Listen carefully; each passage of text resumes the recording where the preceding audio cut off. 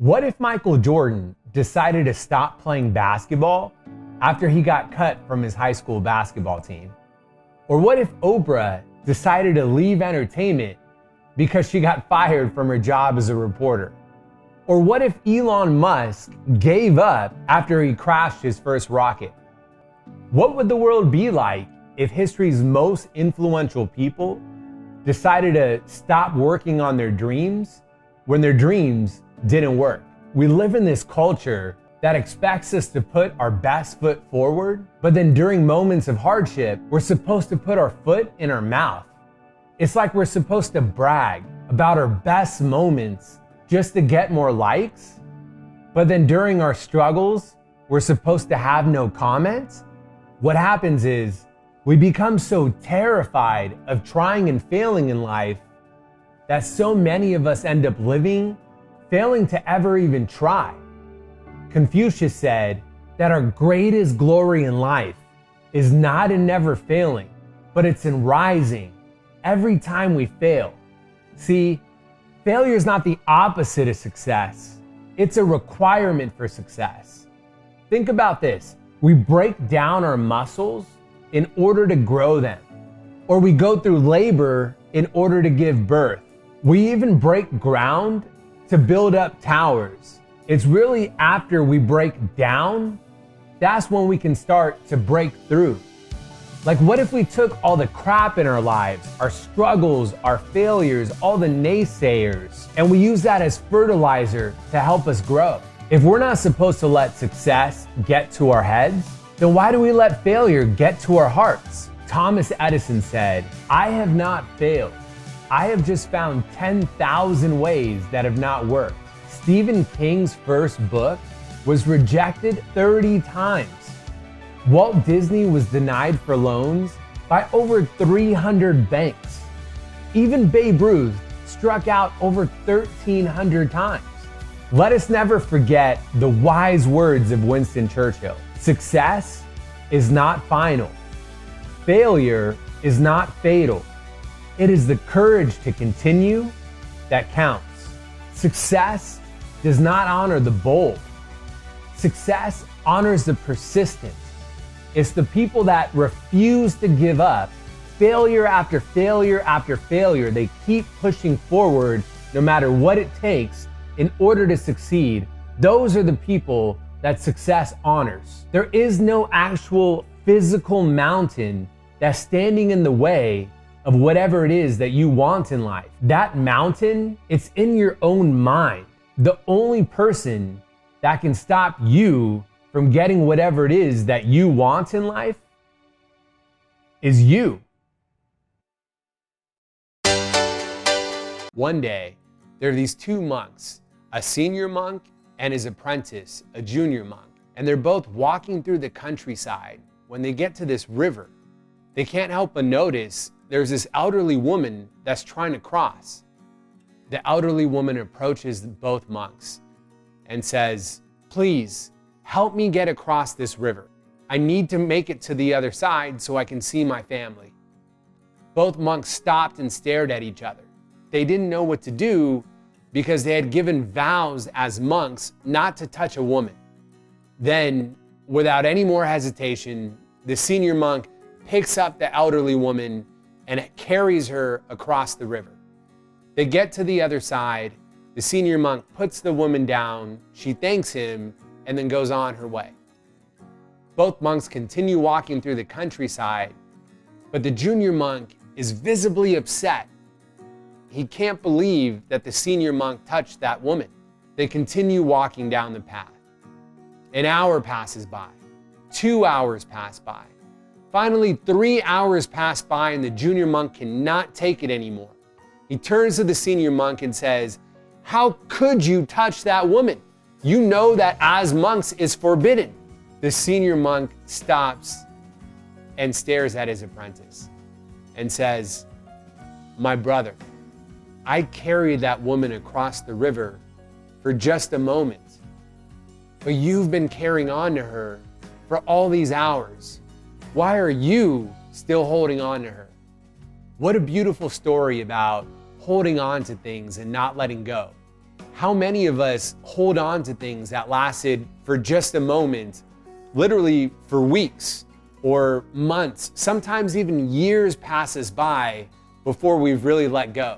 Sometimes it's what somebody did to us, or other times it's what somebody said to us. Sometimes it's even so small, like a rude comment that a complete stranger left to us that consumes our entire day.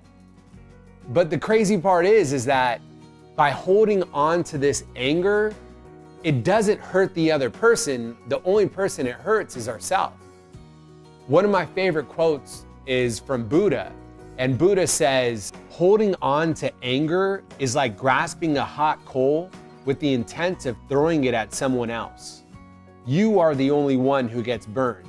We can choose to hold on to these things and to drain our energy, or we can choose to unlock our higher energy by consciously letting go. By us letting go, that doesn't mean that we're wrong and the other person's right. It means that we let love win over hate. It means that we're letting ourselves focus on something more productive and more positive that gives us more happiness. Don't forget, our lives aren't made up of all the years that we lived in. They're made up of the moments. Even when you look back on your own life, you don't think about every year increment that happened. You think about certain moments or certain experiences that you felt or remember. This day forward, let's let go of everything that isn't serving our higher purpose, rather than letting it consume us, just like that junior monk who was holding on to that woman for all those hours. The next time that we experience something that steals our happiness in the moment, let's not forget the monk and water story. Let's not let a bad moment turn into a bad life.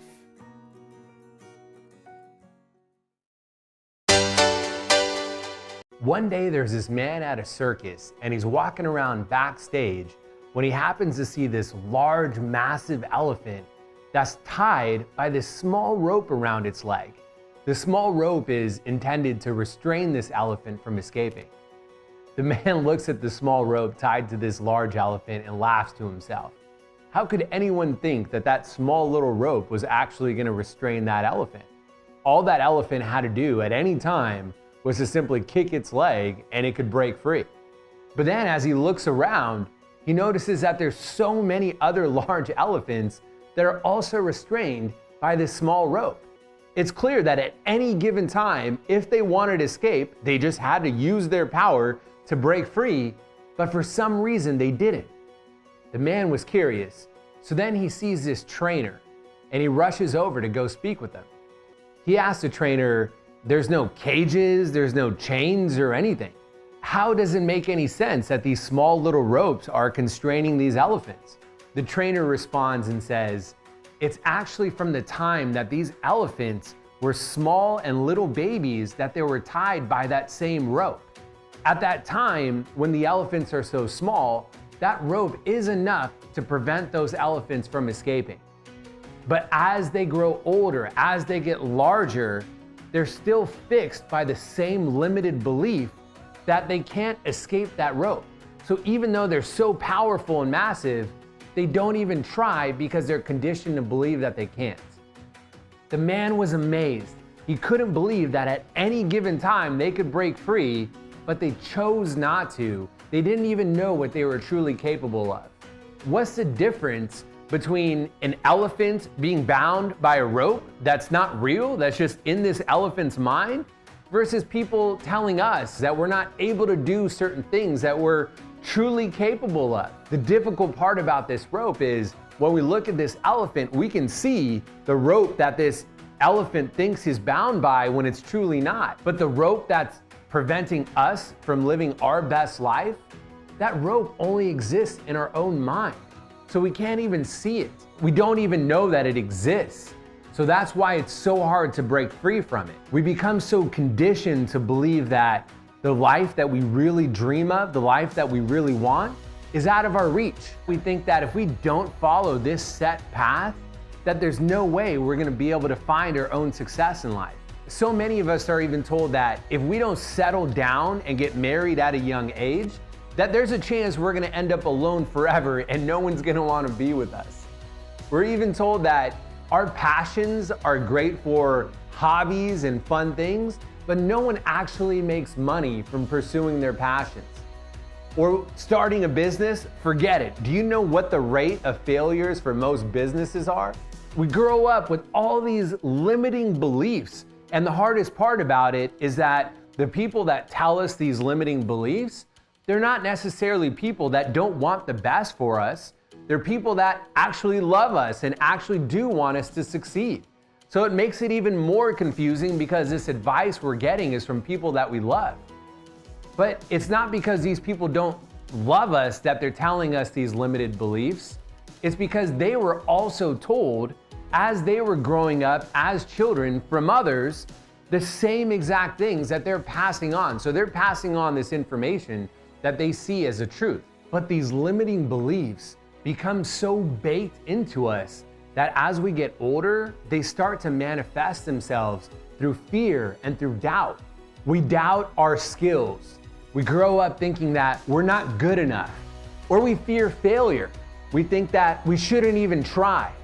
Sometimes we doubt whether it's the right time or not. So we're always waiting for this perfect moment that never seems to come.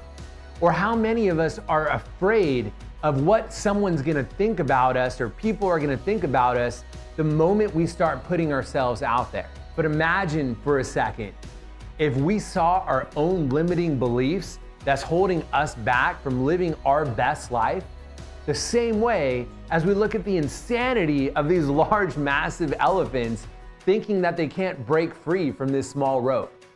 What would our lives truly be like if we could break free from all these limiting beliefs?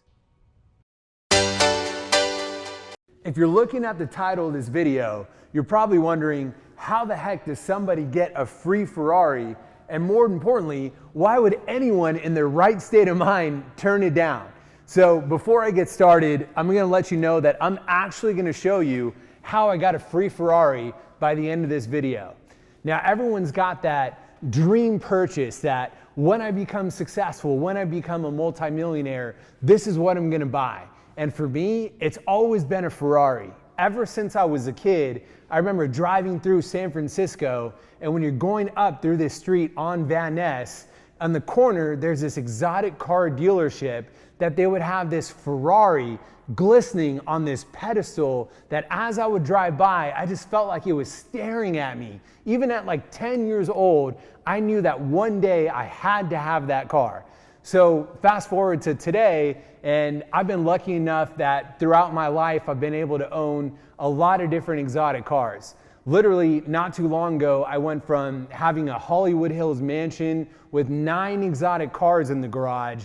And for those of you that have followed my story, I made a lot of very, very poor financial decisions where that whole Hollywood high life came crashing down, and I ended up completely broke, losing everything, literally sharing this tiny 300 square foot studio apartment with a roommate where we had to literally swap between sleeping on the couch and sleeping on the floor because it was too small to fit 2 couches. And during that load, during sleeping on that couch, I had these massive breakthrough moments that helped lead me to be able to get to the position that I'm at today.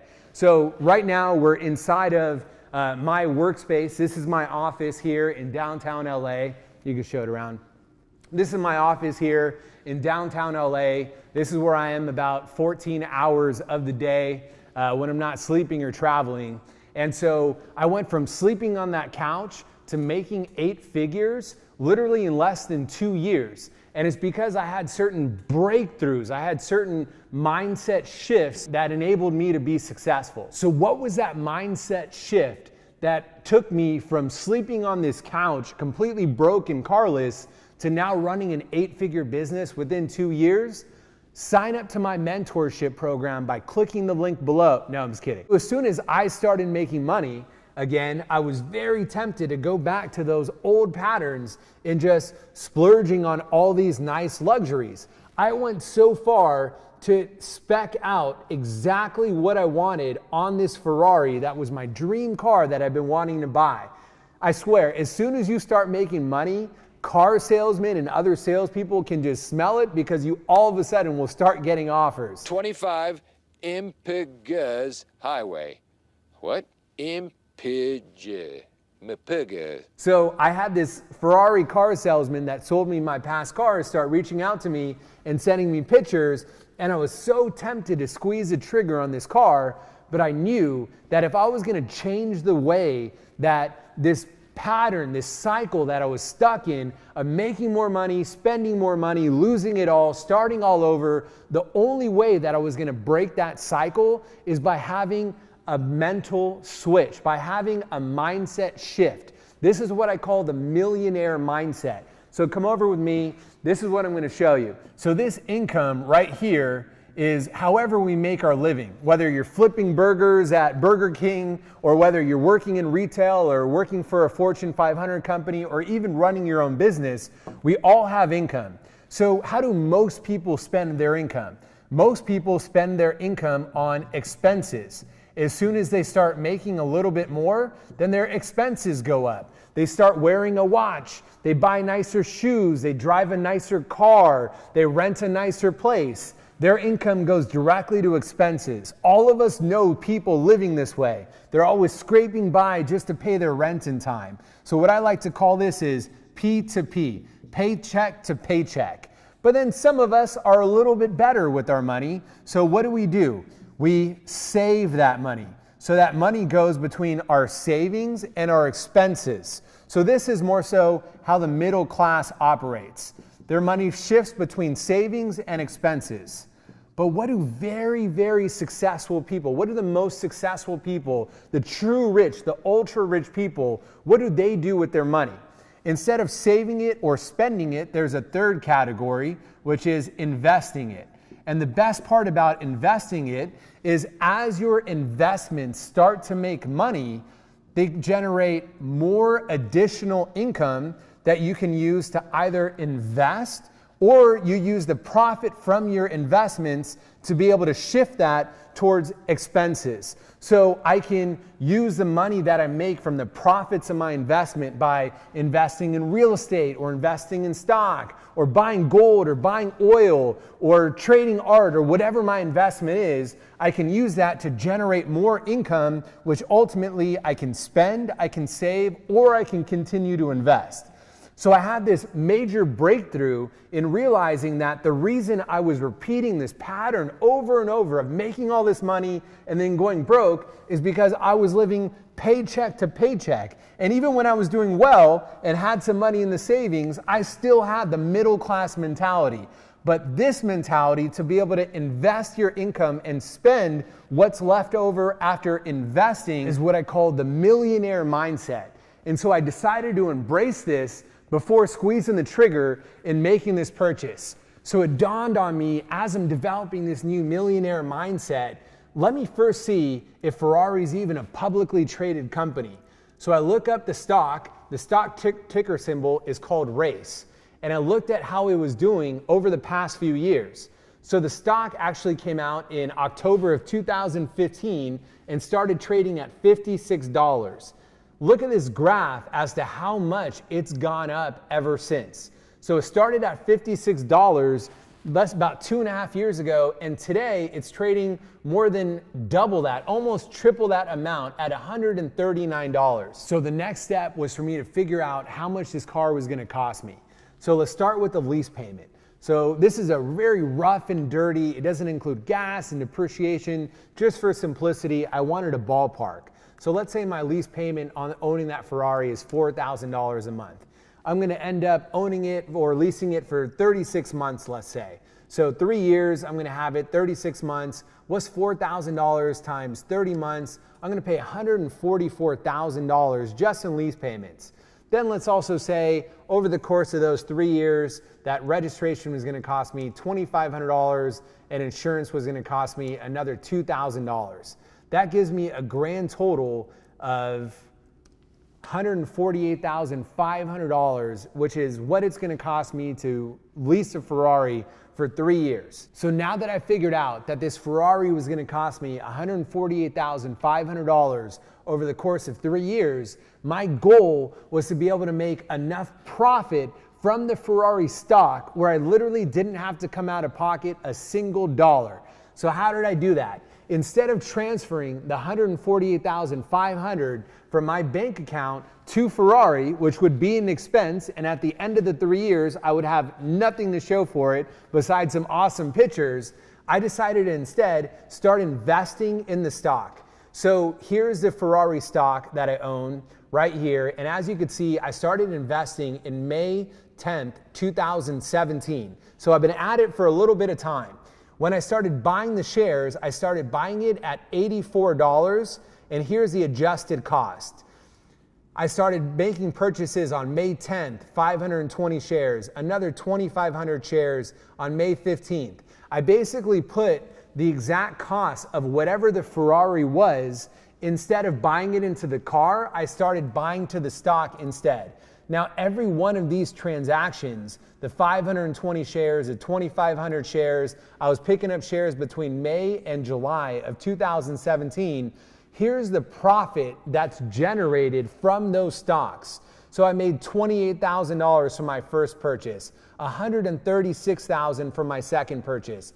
My grand total that I've made from all the Ferrari stock that I've picked up to date is $217,500.81. So instead of blowing 150 grand on this Ferrari a year ago, I decided instead to invest that money into this stock, and now that stock has made me $217,000 profit. So that's how I got a free Ferrari. I used my money to purchase the stock instead of the car, and through the gains of that stock, I've been able to get a free car from that profit. So the next thing is, where's the Ferrari?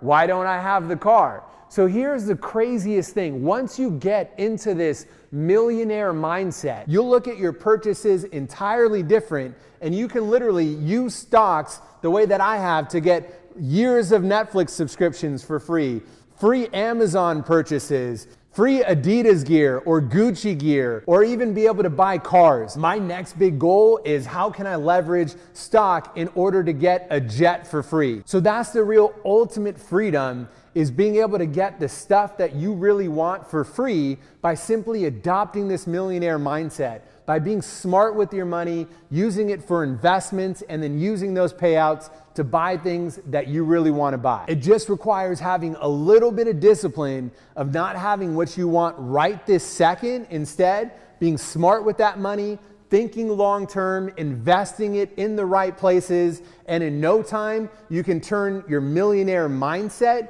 into your millionaire reality.